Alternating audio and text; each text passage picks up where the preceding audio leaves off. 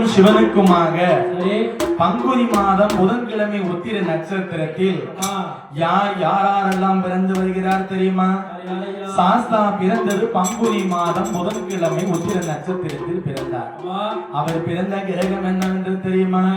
சுவாமி பங்குனி மாதம் புதனது உத்திரம்